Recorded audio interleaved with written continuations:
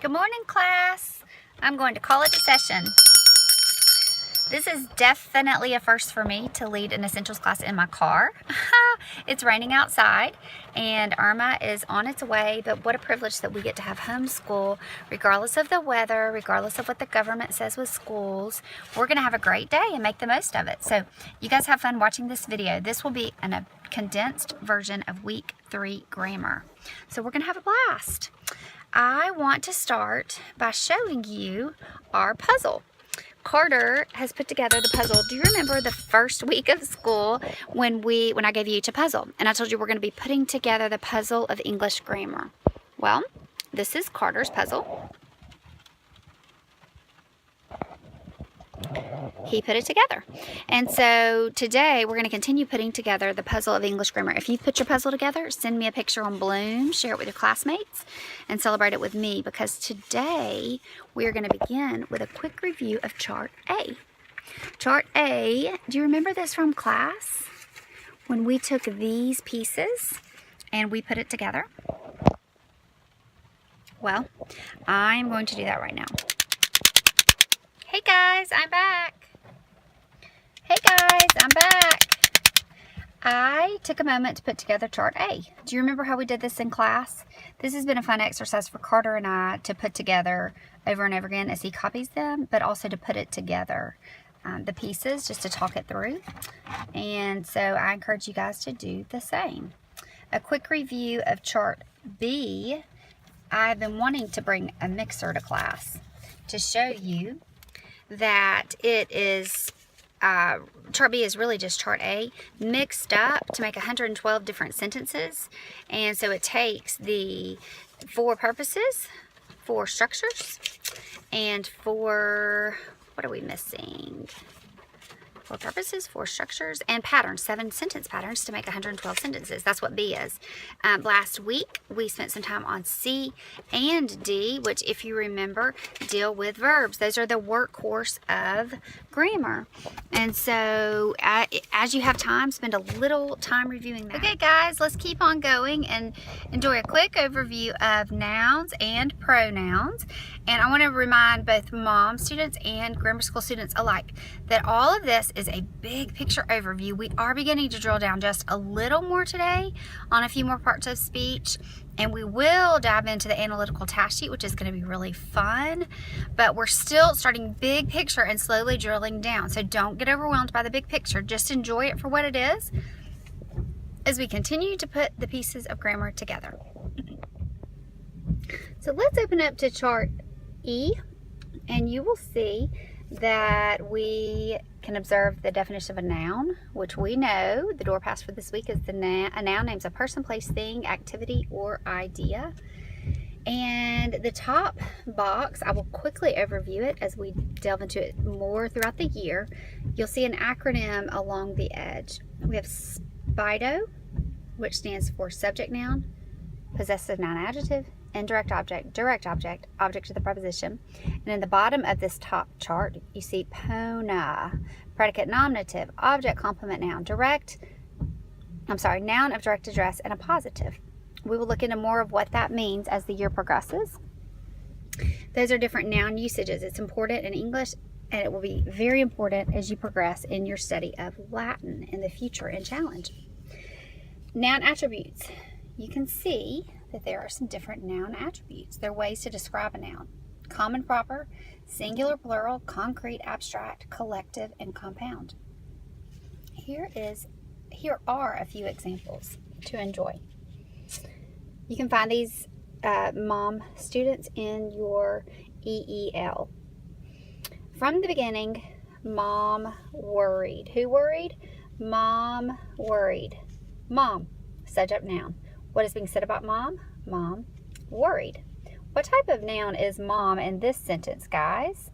Well, is it common or proper? It's proper, because mom, it's a specific mom. I'm talking to my mom.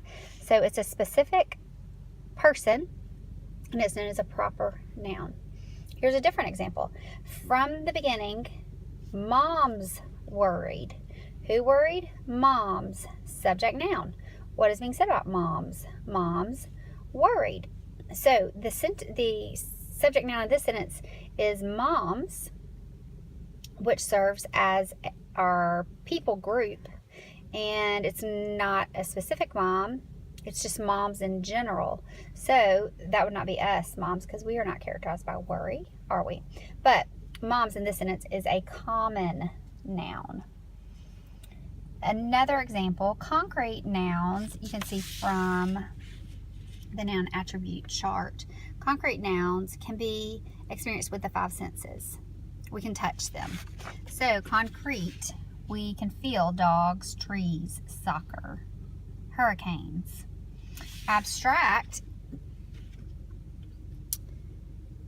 is a concept or quality or condition that cannot be experienced with the 5 senses. For example, love, loyalty, faith.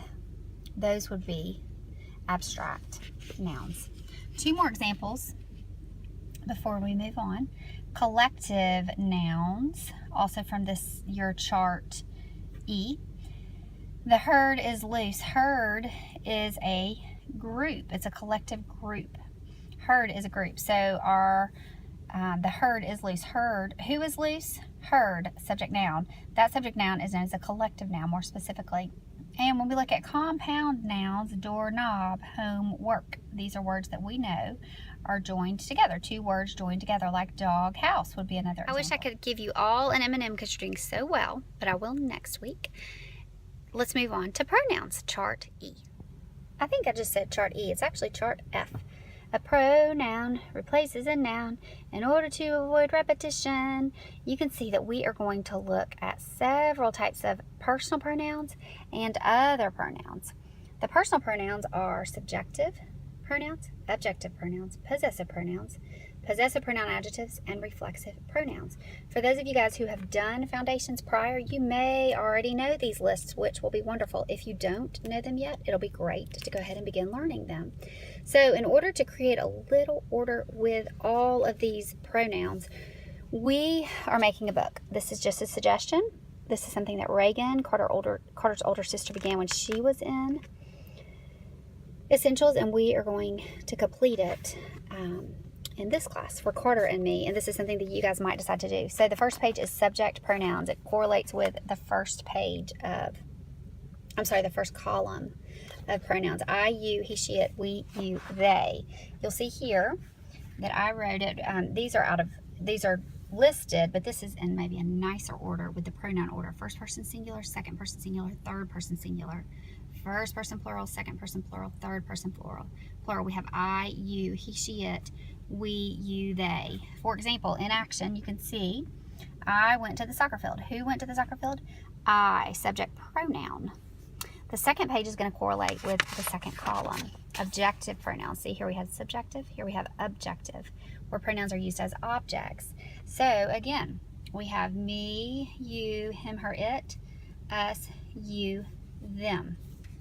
Will you tell her? Her is an objective pronoun. Possessive pronouns, the third. This is as far as we've made it, and I believe it'll take us several weeks to finish this. There's no rush on this. I really want to take our time and marinate in all of the material that we've enjoyed so far. So truly just go with that easy +1 philosophy. The third column is possessive pronouns. So we have possessive pronouns. The list is my, your, his, her, its, our, your, their, with the pronoun order. My cup was delicious. Whose cup was delicious? My cup was delicious. Or my, subject pronoun, which is more specifically a possessive pronoun adjective. Our next page in the book is blank. So I have not covered this with Carter yet, but we will at some point, as I feel like he is ready. It's just an idea for you guys. Let's move on to the analytical task sheet. You're going to love it. Okay, so finally, I'm really excited to teach you about the analytical task sheet. It's awesome. You guys are going to love this. So take a moment and pull out the analytical task sheet, and we will start to diagram a few sentences. In conclusion, we will wrap it up with the analytical task sheet. This is going to be a wonderful tool that we will use weekly from here on out. So you'll notice at the top of the analytical task sheet, we have task 1, which says dictate the sentence. I'm going to dictate a sentence, and you guys write it with me. Let's choose a sentence. Leah wrote. Leah wrote. My analytical task sheet is in a page protector, and I'm writing on it with a dry erase marker, which makes it very easy. Task 2 says check for the mechanics right here. Is there a subject? Leah wrote. Who wrote? Leah. Subject, noun. What is being said about Leah? Leah wrote. Verb. Is the action wrote being transferred to another object? No. Verb, intransitive. Is there a subject? Yes. Leah. We just determined that. Is there a verb? Yes. Wrote. Does it begin with a capital letter? Yes. Does it have an end mark? Yes, a period. Does it make complete sense? Yes. Is either punctuation or capitalization necessary? No. And are the words spelled correctly? Yes. Great exercise, and you'll notice that that is one of the boxes on chart A that talks about the side parts of a sentence. Additionally, we're going to move on. Every sentence this week is going to be a simple sentence. From chart A, you know, there's 4 structures. We're going to focus on the simple structure. Every structure this week is going to be an SVI. Notice this is an SVI. So we can check the first pattern. It is an SVI. The purpose of this sentence is what, class? Who can tell me? Oh, I heard somebody. Yes, declarative. Exactly. So let's check that box. So this week, each sentence in our EEL is going to be either declarative or exclamatory. So we're going to do simple, SVI, declarative, or exclamatory sentences. Finally, I am going to do task 4. And task 4 is simply diagramming the sentence, which we've done the hard work. So we always start with the cross of Jesus. And so I like to draw the cross. I love the finished work of the cross. That's where it all comes from. So I think it's perfectly fitting that we are working with a cross when we diagram. Remember from week 2, the door pass was, what is a subject? A subject is that part of a sentence about which something is being said. I heard y'all say it with me. Good job. The subject will go on the left side of the cross every time. I capitalized Leah because Leah is capitalized in the sentence. Wrote, the verb will go on the right side of the cross. Wrote. Punctuation is not necessary in diagramming. I also want you to notice that, so this left side is the subject, the predicate, that part of a sentence that says something about the subject, will be on the right. So we just divided the subject and the predicate. Leah wrote, and we diagrammed it. Excellent job today. I want the 2nd and 3rd year students to move on to the back of the sheet where you will do the modification confirmation as well as rewriting by structure. I would love to see you guys do a video of this and send it to me. It'd be awesome. If you want to upload to Blooms or send me a text video, we could collaborate this week.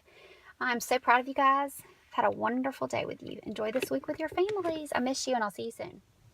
Awesome job. I've loved car school with you today. I want you to notice that the sentence we just diagrammed, Leah wrote, is very similar to the sentence Jesus wept in terms of its structure, purpose, and pattern. It is an SVI. It is declarative, and it's diagrammed just as you've been practicing as you copy chart A. So notice that it's exactly where we are in breaking down this puzzle of grammar. I feel like you guys have done a great job today. I'm so proud of you, moms and students, and I will look forward to seeing you soon in the classroom next time instead of car school, although I've really enjoyed this today. See you soon.